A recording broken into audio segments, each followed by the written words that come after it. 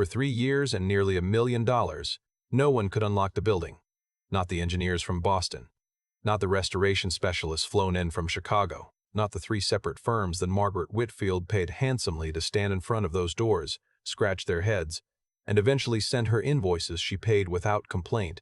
The Callaway Building had stood on the corner of 5th and Merchant in Harlan, Kentucky for 91 years, and for the last 36 months of those 91 years, its lower vault, the room her grandfather had built into the foundation before anyone in that town had ever heard of building codes, had been sealed shut, completely, silently, as if the building itself had decided to swallow whatever was inside and never give it back.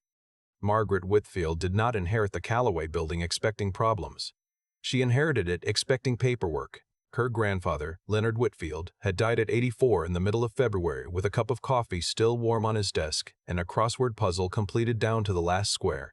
He was a precise man, a methodical man, the kind of man who kept receipts from 1987 in labeled folders and never once forgot a birthday. So when the estate attorney handed Margaret a set of keys and told her that the vault in the lower level of the Callaway Building had not been opened in over 6 years, that Leonard himself had sealed it before his health declined and had told no one the combination, Margaret assumed there was a note somewhere, a letter, a code written in the margins of something, because that was how Leonard did things. He always left a trail. There was no trail. The first locksmith she hired worked for 4 days and billed her for 6. He told her the mechanism was unlike anything he had seen in a commercial property. A custom rotary vault system with secondary locking pins that had been installed sometime in the 1970s, almost certainly by someone who knew exactly what they were doing and had no interest in making it accessible to anyone else. He recommended a specialist. The specialist recommended a forensic locksmith. The forensic locksmith recommended a firm in Cincinnati that handled historical preservation cases. Margaret hired all of them. 14 months in, she was $240,000 lighter and the door had not moved a millimeter. People started talking, the way people in small Kentucky towns tend to talk when something becomes a story. Some said Leonard had been hiding money. Some said he'd been hiding something else entirely.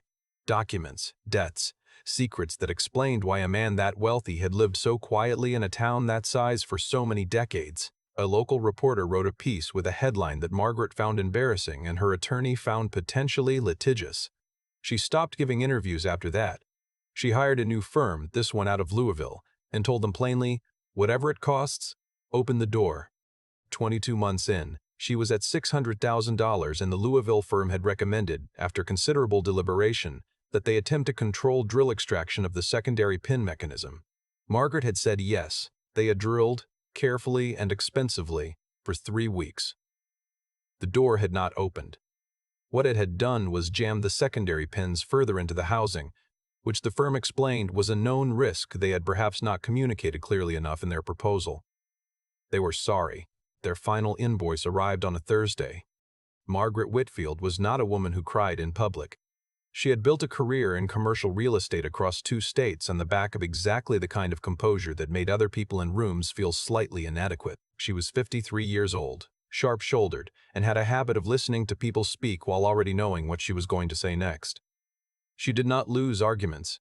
She did not misplace documents. She did not, as a rule, find herself standing in a dim concrete hallway staring at a locked door that had beaten her for nearly 2 years. But there she was. It was a Tuesday in March when she came down to the lower level alone, which she rarely did. She had stopped coming down after the drill extraction because the sight of the scarring around the bolt handle made something in her chest tighten in a way she did not have language for. But that Tuesday she came down, and she stood in front of that door for a long time. And she did not say anything because there was no one to say anything to. Except there was. She heard the sound before she saw him. The soft, rhythmic scrape of a push broom moving across concrete in the far end of the hallway, unhurried, methodical, following the same pattern it had probably followed every Tuesday for longer than Margaret had owned the building. She turned and looked down the corridor and saw a man she had seen perhaps 100 times without ever truly registering. Victor Graves, the building's maintenance and custodial worker, who had been employed by the Callaway Building since before Leonard Whitfield had sealed that door. He was somewhere in his mid-60s, Margaret guessed, though she had never asked. He wore a gray work shirt with his name embroidered above the pocket in thread that had faded from blue to something closer to white. He swept with the deliberate patience of a man who had made peace, long ago, with the fact that floors got dirty again. Margaret watched him for a moment. She looked back at the door. She looked at him again. She said, "Victor." He stopped sweeping and looked up without surprise.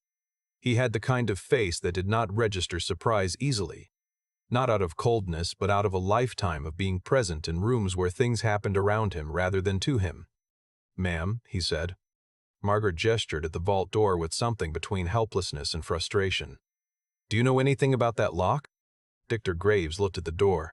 He looked at it for what Margaret would later describe as a very long time, though it was probably only 4 or 5 seconds. Then he looked back at her. "Some," he said. Margaret stared at him. "Some." "Yes, ma'am." She felt the particular irritation of a person who has been circling a problem for 2 years and suddenly suspects the answer was in the room the whole time. "Victor, I have spent close to $1 million on that door. I have had forensic locksmiths and preservation engineers in a firm from Louisville that I would very much like to forget.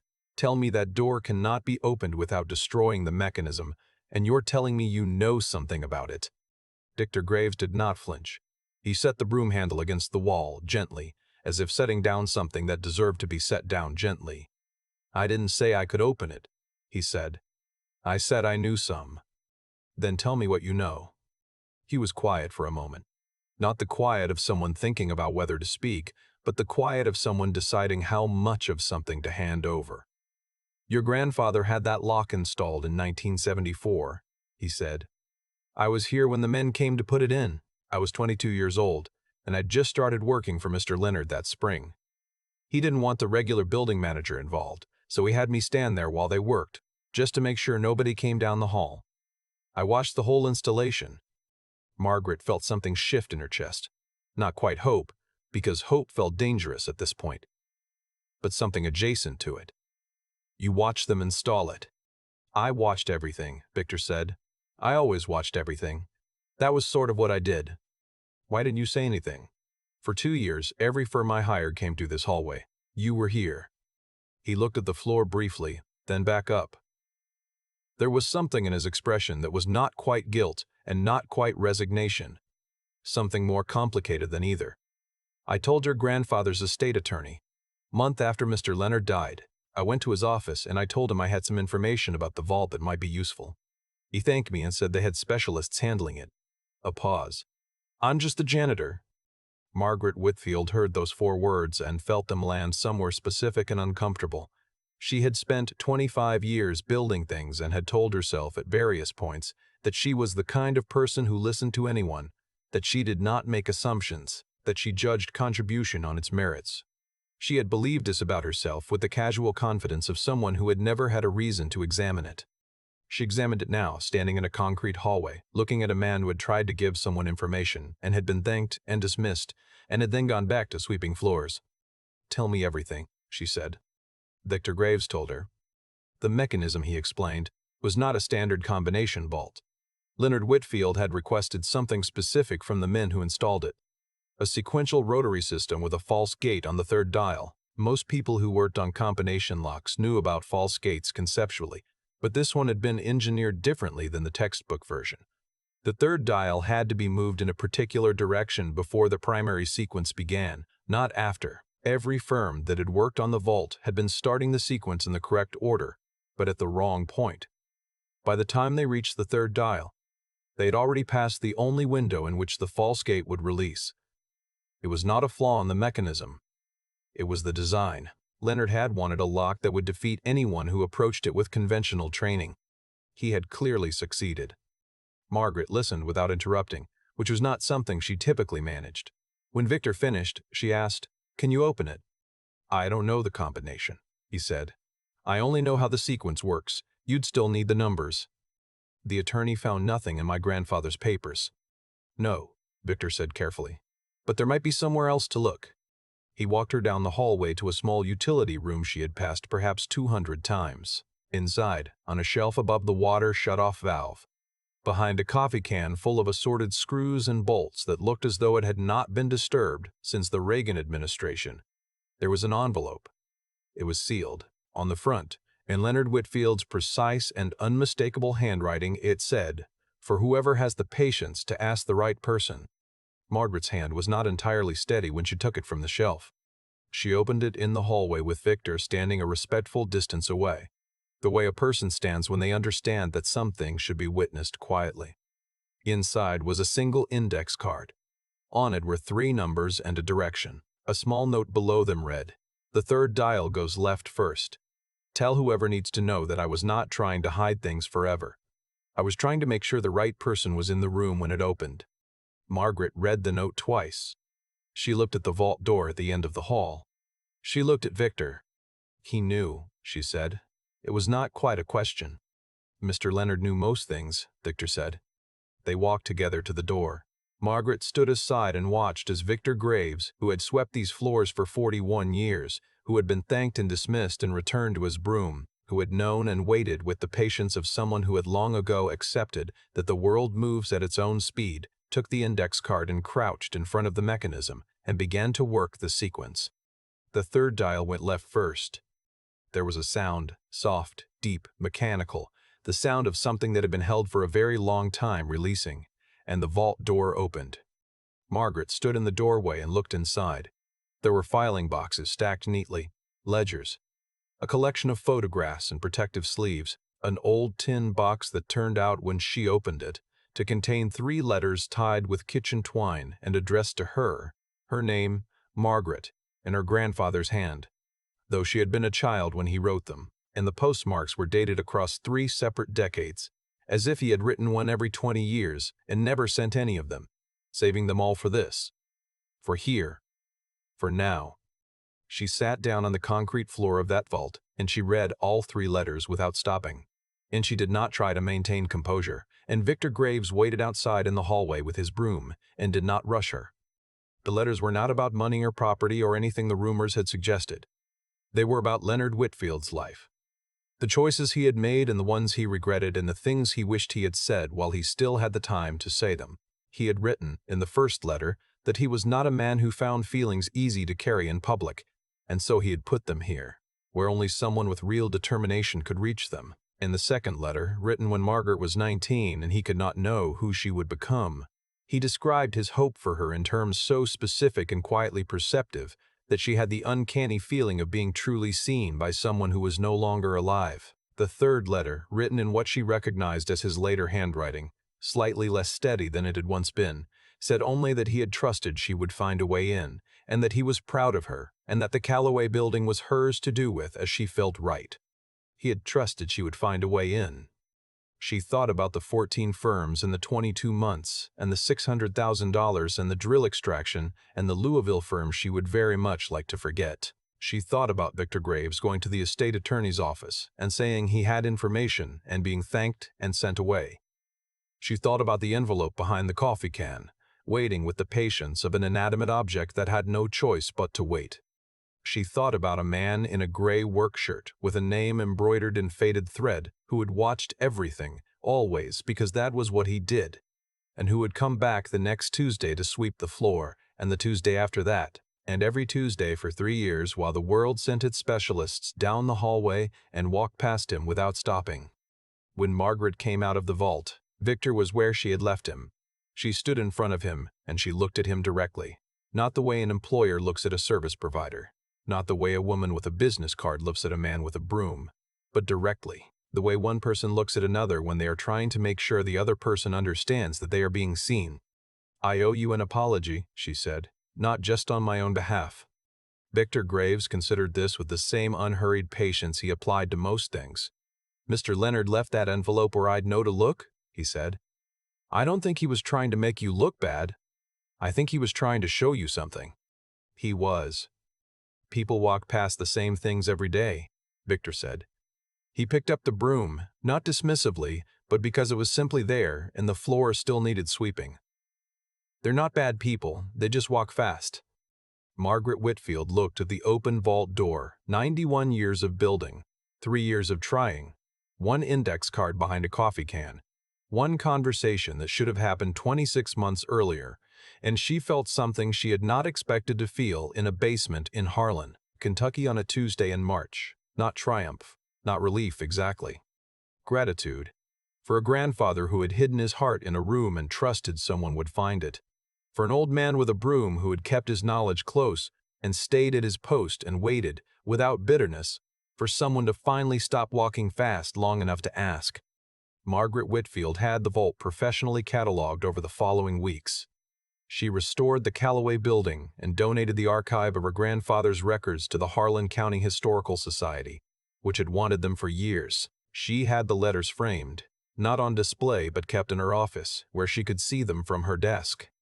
She also had the maintenance contract for the building restructured. Victor Graves was given the title of Building Historian and Facilities Director, which he accepted with the quiet dignity of a man who had never needed a title to know his own worth, but who understood that sometimes titles matter to the people around you more than they matter to yourself. On the day the new contract was signed, Margaret asked him why he had kept coming back. 3 years of watching experts fail. 3 years of sweeping past that door every Tuesday, knowing what he knew, waiting. Victor was quiet for a moment in that particular way of his. Then he said, "Mr. Leonard gave me my first job when I was 22 years old and nobody else in this town thought I was worth hiring. I owed it to him to stay." He paused. "And I figured eventually somebody would ask." The building still stands on the corner of Fifth and Merchant. On quiet mornings, before the offices fill, you can walk the lower hallway and see the vault door. Open now, always open, latched back against the wall. The mechanism is still there, intact. The false gate on the third dial as intricate as it was the day it was installed. Margaret had a small plaque mounted beside it, at Victor's eye level rather than her own. It reads, "The work is not finished by those who arrive with the most credentials. It is finished by those who understood the problem longest and were patient enough to wait for someone to listen." There is no signature on the plaque. There does not need to be. I keep coming back to that envelope behind the coffee can. Not the vault, not the letters, not even the plaque on the wall. Just that envelope sitting on a shelf above a water shutoff valve for 3 years, waiting. Leonard Whitfield put it there knowing that the right person would either find it or point someone toward it. He trusted that. He built an entire puzzle around that trust and then quietly left the room. That kind of patience is not something most of us are taught to value. We're taught to move fast, to bring in the experts, to measure the quality of an answer by the credentials attached to the person giving it. Margaret did everything right by that standard. She hired the best people, spent the money, gave the problem every resource she could find, and she still walked past the answer every single Tuesday for over 2 years. The answer was wearing a gray work shirt and sweeping a concrete floor, and it had already tried, once, to be heard. That's the part that stays with me. Victor went to the estate attorney. He walked into that office and said he had information. He was thanked and sent away, and then he went back to work. He didn't make a scene. He didn't quit. He didn't let the dismissal turn into bitterness that poisoned the next 40 Tuesdays. He just kept showing up, kept doing his job with the same care he had always brought to it, and he waited. That's not passivity. That is a kind of inner strength that most people never develop, because most people stop coming back after the first time someone looks through them. What Victor had, I think, is something that gets confused with simplicity, but is actually very rare. He knew what he knew. He had watched that installation with his own 2 eyes when he was 22 years old, and he had kept that knowledge intact and accurate for decades. Not because anyone asked him to, not because anyone was going to reward him for it, but because he was the kind of man who paid attention and held on to what he learned. That's real intelligence. Not the kind that comes with a diploma, but the kind that accumulates quietly in a person who never stops observing. And underneath all of it was something even harder to name. Victor stayed at that building for 41 years because Leonard Whitfield had hired him when no one else would. He didn't forget that. When everything in the situation gave him permission to walk away, to say it wasn't his problem, to let the expensive firms figure it out, he stayed. Because loyalty like that, the kind that doesn't require an audience, is its own form of moral clarity. He knew I was right, and he kept showing up for it even when showing up looked like sweeping a floor. I think about what Leonard was actually doing when he designed that vault. He wasn't hiding. He was selecting. He was engineering a situation where the only way through was to slow down, to look at who was actually in the room, to ask the person nobody thought to ask. He knew Victor. He knew that Victor would still be there, And he knew that someday someone in his family would either figure that out or lose the letters forever. Margaret figured it out, not because she was smarter than the 14 firms, because she finally stopped walking fast. That's the whole story, really. And I don't think it's only about a vault.